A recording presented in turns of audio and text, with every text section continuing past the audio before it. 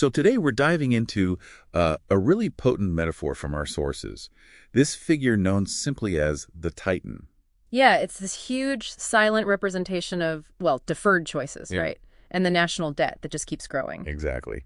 And our mission really is to trace how this abstract number, this Titan, stops being just, a figure on a spreadsheet Hmm. and actually becomes something tangible, something that shapes lives. We're using sources from the learner here. Right. And central to this is David. He's a retired economist in the source material, and he had this stark warning. He said, every easy choice today, it's like a meal for the Titan tomorrow. A meal for the Titan. That really paints a picture. And we see this through the eyes of his granddaughter, Elena. Yeah, and the key thing the sources stress is that this wasn't some sudden economic apocalypse, you know? No, not a crash. More like That's fair. a slow squeeze. Exactly. A subtle squeeze. You know, the big picture, the national economy, might have looked okay on the surface for a while. But under the surface, in Elena's actual life, things are already getting tight. That's where the early warning signs pop up. Small things, maybe, but significant. Like her kids' elementary school, class sizes started swelling because of budget cuts, Yeah. and the local library, a community hub, suddenly closed on weekends, just couldn't afford to stay open. Right. Those little erosions of public service. And was there something about her husband's job, Ben? Yeah, absolutely.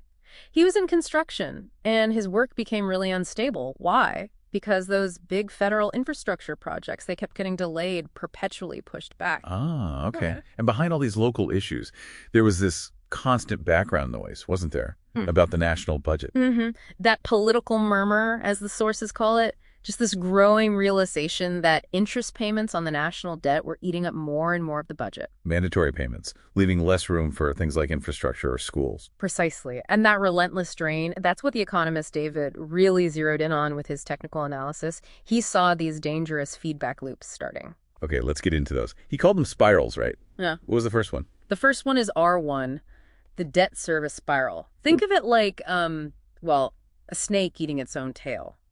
The debt itself forces more borrowing, or at least it consumes the funds needed for other things. So the interest payments become this huge fixed cost that crowds out everything else. Exactly. It turns potential investments, future growth drivers, into just servicing past decisions. It locks you in. Okay, so R1 is the debt feeding itself, making the government less flexible. Right. And that growing inflexibility, that fragility, that's what sets up the second mechanism, R2, the economic drag spiral. How did that one kick in? Well, the nation became so financially vulnerable because of R1, because of the Titan's weight, that even a relatively mild global recession hit incredibly hard. So investor confidence just evaporated. Pretty much. Confidence wavered, and suddenly the cost of borrowing money for the nation, it skyrocketed. Ouch. So just when you need to stimulate the economy, maybe borrow to invest? Exactly. The interest rates become prohibitively high. It chokes off the very thing you need most economic growth. The potential solution gets strangled by the existing problem. It's a trap. A trap. So not a sudden implosion, but this slow, grinding erosion of possibility.